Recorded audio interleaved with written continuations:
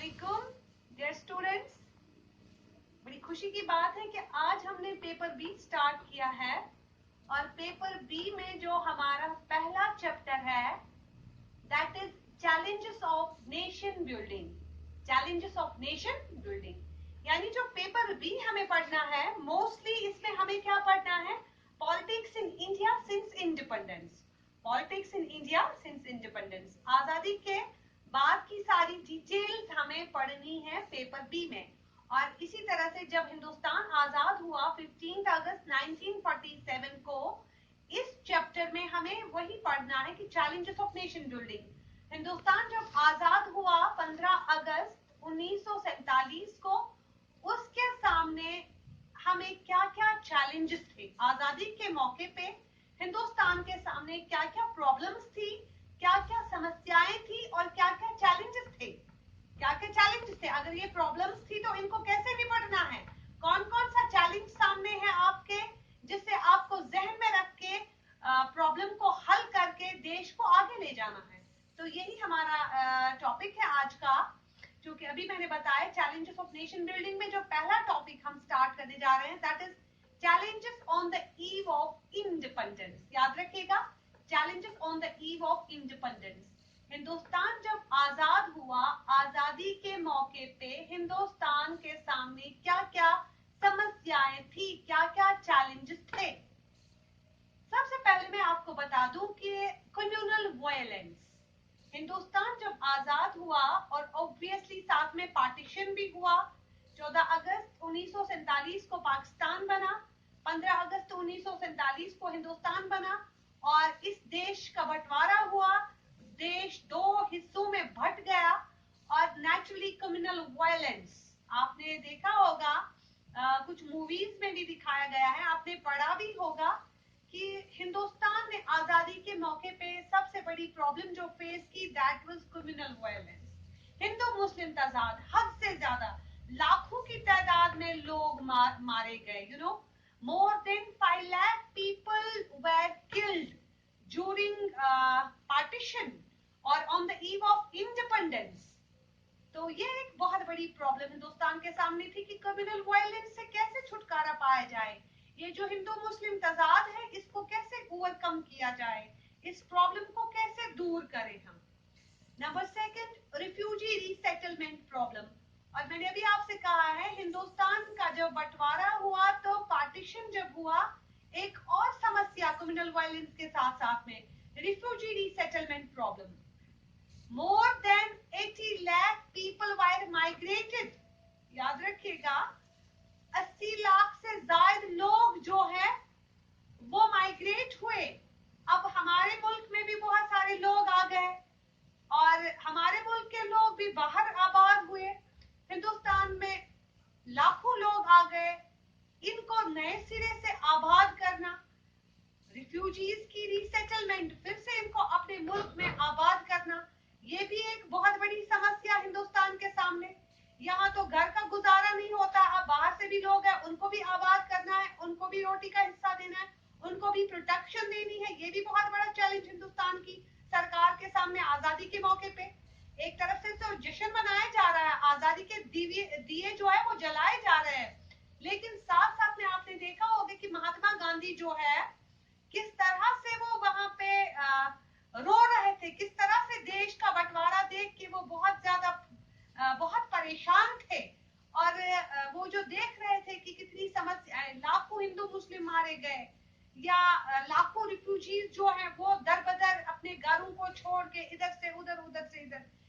इसके बाद Jammu and Kashmir problem, और उसी असना में हिंदुस्तान के सामने एक बहुत बड़ी प्रॉब्लम थी कि जम्मू एंड कश्मीर का मामला था।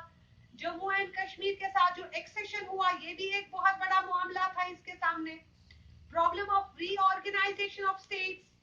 अब हिंदुस्तान जो है, यहाँ कुछ स्टेट्स वहां गई, कुछ स्टेट्स यहाँ आई और कुछ स्टेट्स तो ऐसी है जो आधी इधर है आधी उधर है। पंजाब इधर आधा उधर, या जब हम देखेंगे वेस्ट बंगाल, ईस्ट बंगाल जिसको आज हम बांग्लादेश कहते हैं, आधा हिस्सा इधर आधा हिस्सा उधर। तो ये जो problem of reorganisation of states, अब नए सिरे से स्टेट्स को बनाना, नए सिरे से, पहले तो प्रिंसली स्टेट्स थी, मोर देन 560 स्टेट्स थी,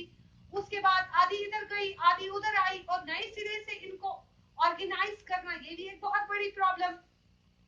कॉन्फ्लिक्ट ओवर लिंग्विस्टिक आइडेंटिटी। अब अगर आप आजाद हो गए हैं, स्टेट्स को नए सिरे से बना रहे हैं, तो आप स्टेट्स को किस तरीके से बनाएं? यहाँ लिंग्विस्टिक प्रॉब्लम, कुछ लोग बोलते हैं कि जबान की बुनियाद पे स्टेट्स को बनाओ। ये सारी प्रॉब्लम्स हिंदुस्तान की थी आजादी के मौके पे। आजाद जब हिंदुस्तान हुआ तो ये सारे चैलेंजेस ये फेस कर रहा है, और इन्हीं चैलेंजेस में अब ये जो प्रॉब्लम्स, ये जो समस्या हिंदुस्तान देख रहा है, चाहे कम्युनल वायलेंस जिससे more than 5 lakh people were killed, चाहे refugee resettlement, more than 80 lakh people were migrated from one place to another place, Jammu and Kashmir accession problem, इसी तरह से यहाँ पे problem of reorganisation of states, conflict over linguistic identity. These were the problems, these were the challenges on the eve of independence India faced. Then after Hindustan सोच रहा है कि ये सारी प्रॉब्लम्स जो है इनको कैसे निपटा जाए। एक बहुत बड़ा चैलेंज हिंदुस्तान के सामने, अकोमोडेशन एंड यूनिटी। याद रखिएगा, हिंदुस्तान के सामने आजादी के मौके पे बहुत बड़ा challenge accommodation and unity. Hindustan एक ऐसा मुल्क है कि यहाँ पे डिफरेंट लैंग्वेजेस, डिफरेंट कल्चर्स, तो different regions, different religions, it's a multi religious, multilingual, multi religious country, multi culture country. इनको यूनाइट करके रखना, that was a great challenge in front of India, how to accommodate all these diversities under a single umbrella. ये एक बहुत बड़ा challenge Hindustan की सरकार के सामने, हिंदुस्तान के सामने आजादी के मौके पे, कि इतनी सारी डाइवर्सिटीज को अकोमोडेट करके रखना। देश जो है डिफरेंट सेक्ट्स के लोगों को यूनाइट करके रखना। अब कैसे रखूं, क्या करूं, यानी ये सारी प्रॉब्लम्स जो है, there were serious concerns about the future of India. How was India to be kept united? एक बहुत बड़ा चैलेंज कि हिंदुस्तान को कैसे यूनाइट करके रखे, या कि would it mean rejecting all regional and sub-regional identities? How was it possible for the country to remain integrated? Hindustan कैसे सबको इंटीग्रेट करके रखे? तो ये सारी जो प्रॉब्लम्स थी, हालांकि being a land of continental size and diversity with multifarious language, तो ये सारी, it was believed that the country could not be kept united for long.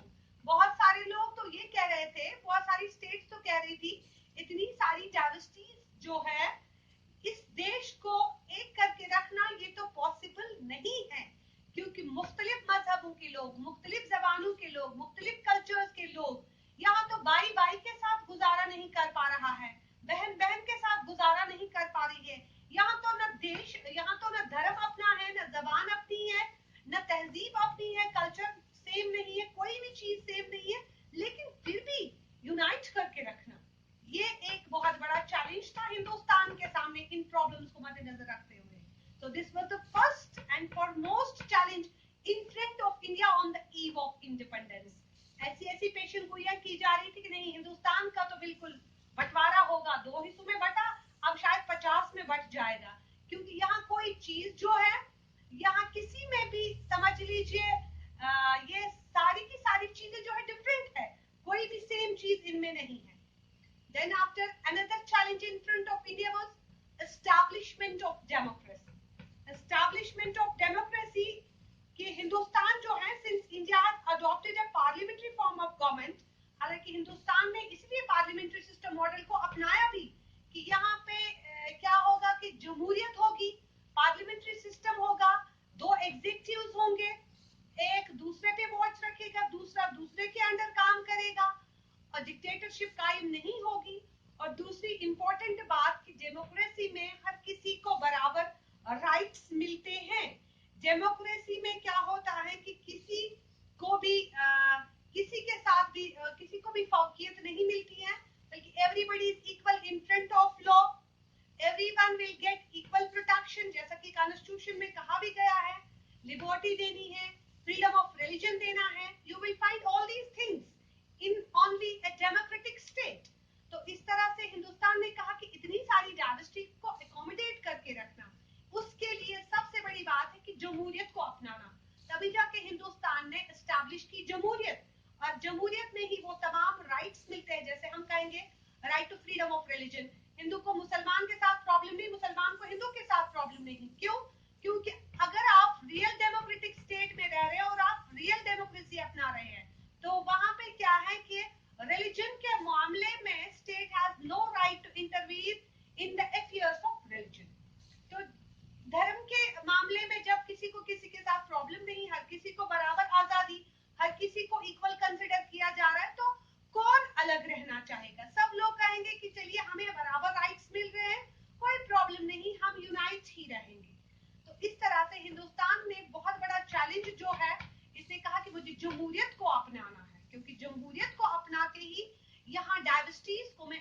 Update करके रख सकता हूँ और इस देश को टुकड़े टुकड़े होने से बचा सकता। तो कॉन्स्टिट्यूशनल फ्रेमवर्क से डेमोक्रेसी प्रिंसिपल को अडॉप्ट किया। Then after another challenge in front of India was development and wellbeing. Development and wellbeing जो है यहाँ पे ये था कि to provide for development and wellbeing of all sections rather than a few. Hindustan में जितने भी तबके हैं, जितने भी तबकों के लोग हैं, जितने भी धर्मों के लोग रह रहे हैं, वहां पे तरक्की हर किसी की होनी चाहिए। हर किसी के लिए डेवलपमेंट एंड वेलबींग होना चाहिए। नहीं कि कुछ लोगों को मिलेगा कुछ को नहीं मिलेगा, ऐसा कुछ नहीं है। Principle of equality to all with special protection to socially, educationally, economically and culturally disadvantaged groups and religious minorities was to be the core part of our constitutional ideals. Hindustan में आप देख रहे हैं कि यहाँ पे जो भी चाहे एससीज है, चाहे एसटीज है, ओबीसीज है, उनको भी रिजर्वेशन मिल रही है, उनको बराबर हिस्सा मिल रहा है और किसी को भी इंफीरियर कंसिडर नहीं किया जा रहा है। तो इसी तरह से देश को आगे ले जाना है। डेवलपमेंट फॉर ऑल, हर किसी की तरक्की हो, हर कोई आगे बढ़े। ये नहीं कि कुछ ही सेक्ट्स आगे बढ़े, ऐसा कुछ नहीं है। ऐसा होगा तो क्लैशेस होंगे, क्लैशेस होंगे तो everybody will raise slogans against statehood. वो चाहेंगे सेपरेट स्टेटहुड, हर कोई अलग अलग रहना चाहेगा। तो इस तरह से development and wellbeing for all, that was another challenge in front of India on the eve of independence. Along with all these problems, along with all these challenges, national unity and security is the main challenge. अब देश की security का मामला है, देश की unity का मामला है। ये सारे मामलात जो है हिंदुस्तान को आजादी के सामने, आजादी के मौके पर सबसे बड़ा चैलेंज कि देश को यूनाइट करके रखना है, देश की सिक्योरिटी का सोचना है।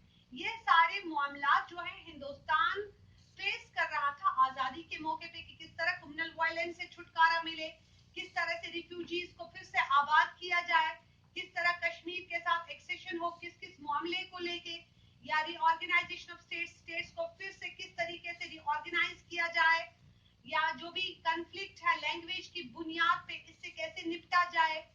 तो एकोमोडेशन एंड यूनिटी हिंदुस्तान के सामने बहुत बड़ा चैलेंज कि इतनी सारी डायवर्सिटीज को यूनाइट करके रखना, जमहूरियत को अपनाना और रियल डेमोक्रेसी को अपनाना जहां हर किसी को बराबर राइट्स मिले, development and wellbeing for all, और उसके अलावा देश की यूनिटी और सिक्योरिटी का ख्याल रखना। ये सारे चैलेंजेस हिंदुस्तान के सामने आजादी के मौके पे थे। तो ये हमारा पहला टॉपिक था हमारे बी पेपर का। इंशाल्लाह कल हम आगे बढ़ते हैं। होप कि आप लोगों ने अंडरस्टैंड किया होगा। अल्लाह हाफिज।